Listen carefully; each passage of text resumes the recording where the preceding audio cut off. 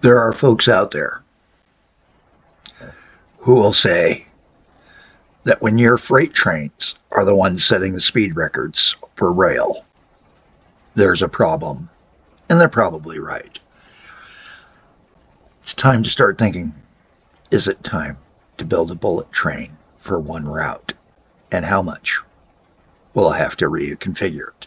But first, let's get rid of the last of that steam power. So let's go back to our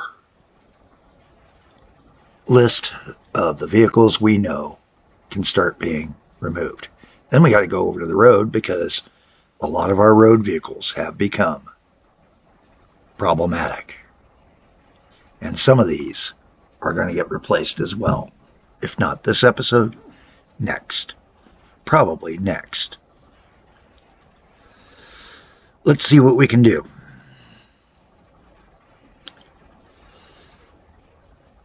I'm looking to see if any of these guys are close. This guy's about the closest I can get. And I do think it is time to take and have him not go to the depot, but to go out and retire. Do that delivery, retire, set it up. So the Remus Sander is going bye-bye. Checking our lines for Remus Sander, there's only one. Thank goodness. But the Tough Rocker is also a problem. And it's time to take a peek at him and I think do the same. Send him out and let's go somewhere and build a better setup.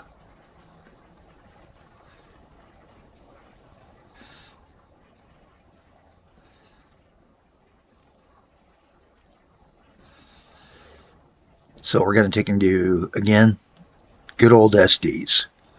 These guys, they're cranking for us. And when we look at our list of locomotives, I don't think we have too many more diesel power units coming into the game. However, we do have something coming soon that I can't wait to take and put out, which is the cargo sprinter for all of our box goods. And we're going to see just how well the cargo sprinters do for us. Mainly because that's at quite a bit lower cost. Me, I'm willing to take that lower cost. For that speed and that lower cost.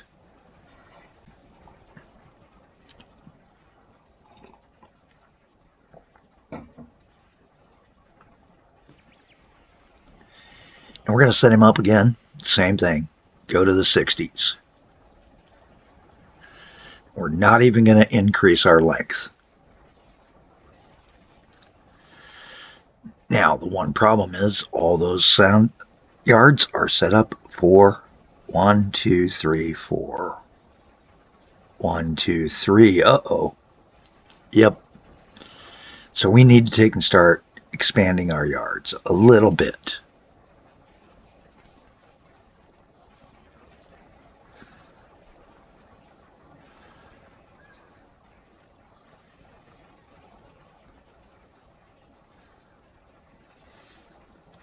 Now we will have to retarget where we're going in deeper and expanding the line.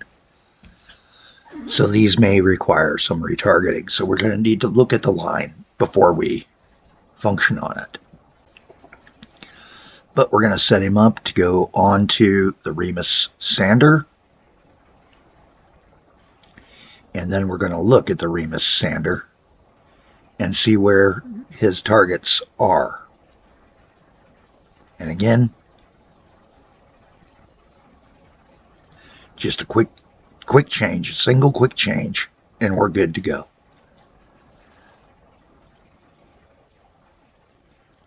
Next, we'll set up the rocker the same way.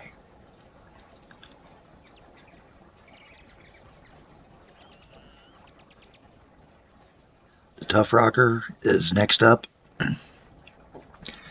Again, come to the Tough Rocker. It's saying black right off the bat. It's going to be in the black, hopefully. These and a few other changes will begin expanding our capabilities. Again, I wanted to look at that capability that's coming real soon for freight.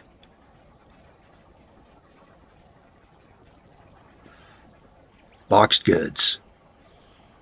We are a mere 4 years away from the cargo sprinters, which will increase the capabilities and start moving freight a lot faster and a lot better.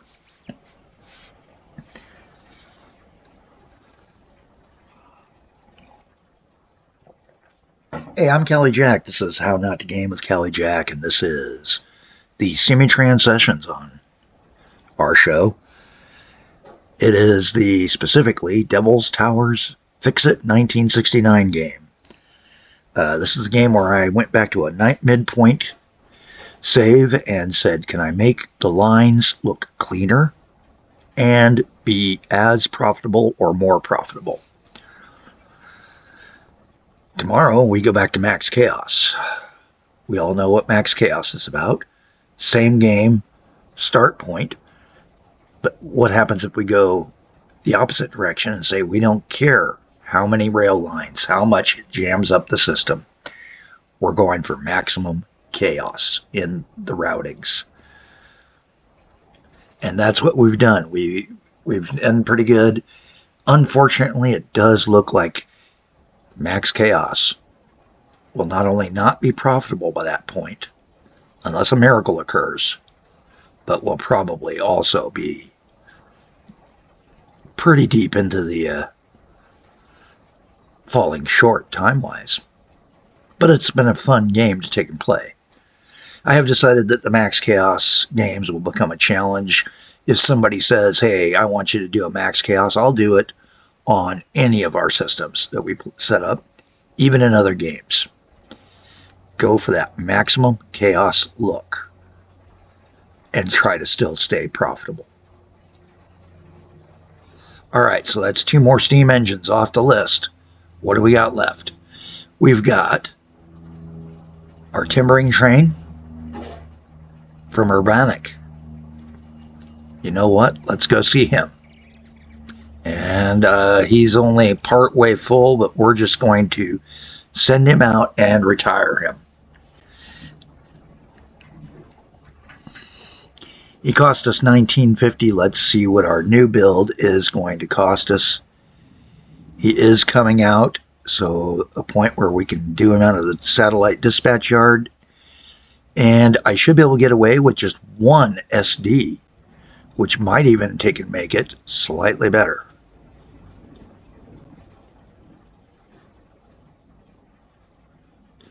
So he was running 1, 2, 3, 4, 5. I think he was running 6, and we're running 7.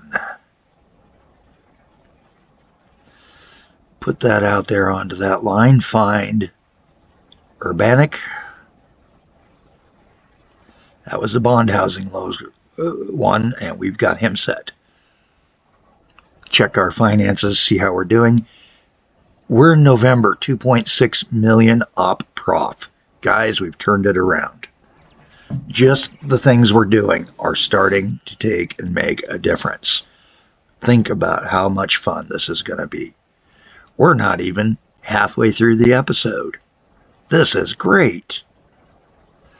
Sometimes you do have to take those old, obsolete vehicles off the road. And this is indeed one of those times. So, looking at this guy, a quick count shows that he's only running 4 rockers from Angry Aggregates. Angry, you're going to half full. We're going to retire you away. Now, Angry Aggregates dispatches out of, it appears, the cement depot. Perfect.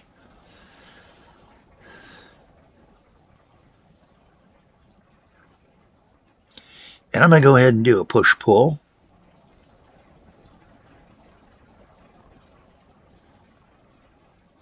Oh, it won't let me.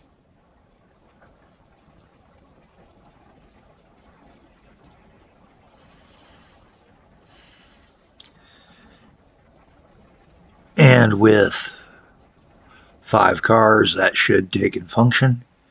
We're going to wait until the Remus Rocker. We're going to go ahead and set him up as the Remus Rocker.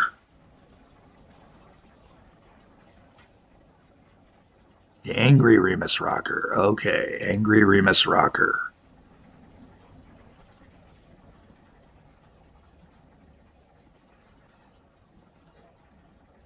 There he is.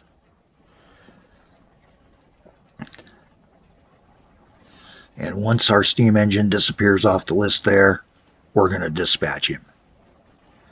Now, the last steam engine has disappeared from our setup. It's a sad day here on How Not to Game with Kelly Jack, because Kelly Jack is one of those guys who thinks that steam engines do look cool out there. I understand why we don't want to run them. At the same time, you wish there was a way to keep them out there, because they were beautiful machines. But nostalgia versus profits. And let's see what we can get going next. So we're going to close a whole bunch of our toolbars here for a minute. Go back to our vehicle list and take a peek at where to start on the H-Trans and on the road vehicles. And the road vehicles, I think the best way to start is going to be our CERTA buses. Brenton, so we're going to be dispatching out of HQ Main Dispatch. We're going to put a minibus on that line. Why? Well, the minibus holds 25, while our vehicle holds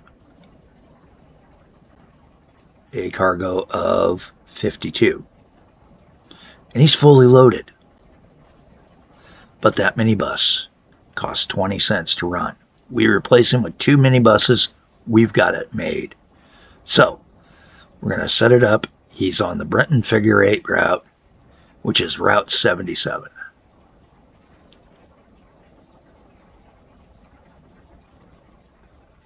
We're going to copy that convoy. We're going to start 1. Do the speed run, start 2. And now this vehicle retires in the field. Stop the speed run, and we'll see where we're looking after we get done with these guys. This one also a losing bus, and he's lost us a lot of money lately. $10,000, almost 11. Bar Crux. Different garage, so we're going to close the old garage. Come over here, find our closest dispatch garage, which is going to be good old Scratch. And again, this time we're going to take a peek before we dispatch. How much capacity do we need? And to do that, trips versus free cap. And that right there says 1 bus does it. So the Bar Crux station bus, Route 129. And this will be a huge amount of savings. You're going $2.30 versus 20 cents a kilometer.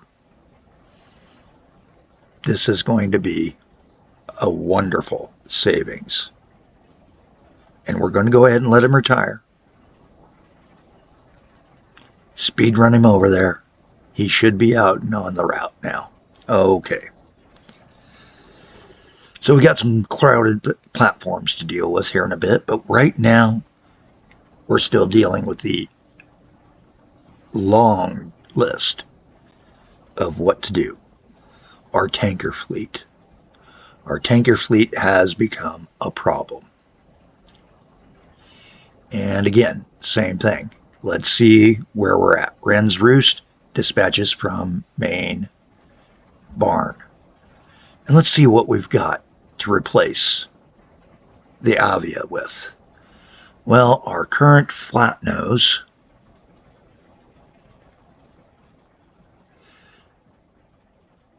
is this guy here. The Icarus FH12 flat nose semi Capable of 85 versus 70. There's good. 533 versus 180. Flat 1.0 gearing, just like the other one. And 750 versus the 341. We're going to lose a little bit of money. But at the same time, I'm betting you that trailer may be just as... Nope. The Simcoe trailer is still our trailer of choice, apparently. Yep, Simcoe trailer, he goes to the end of the game. So we're going to go ahead, put a faster vehicle on him. We're going to set him up as part of this. And the Red Roast Road tankers, there's 3 of them. Because they're faster and they've been sitting, we're only going to dispatch 2. So let's go ahead and do it. It is line 62.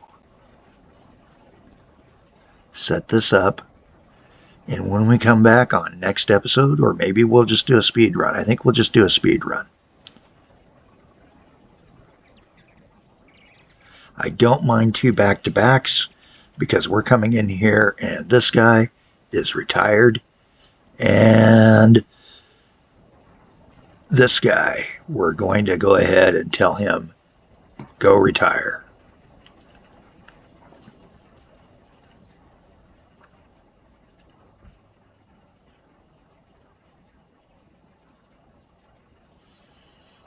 And this will get us to a better setup long term.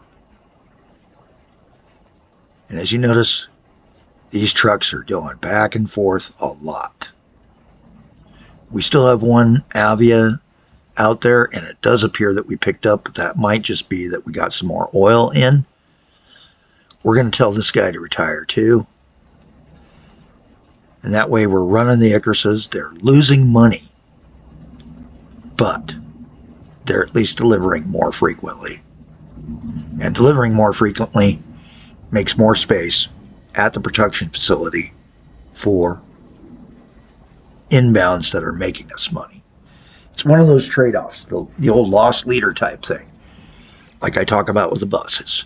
The buses are a loss leader half the time to get your people to the train station where you make the money. Hopefully this is teaching you some things. I'm Callie Jack. We'll keep going on next episode with more work on modernizing our system, and then go on to that new train that I'm talking about. Maybe we will reconfigure to build a bullet train at long last. I'm not counting on it making money, but at the same time, it might shock us. Hey, have a better day than me and my swollen knee are having.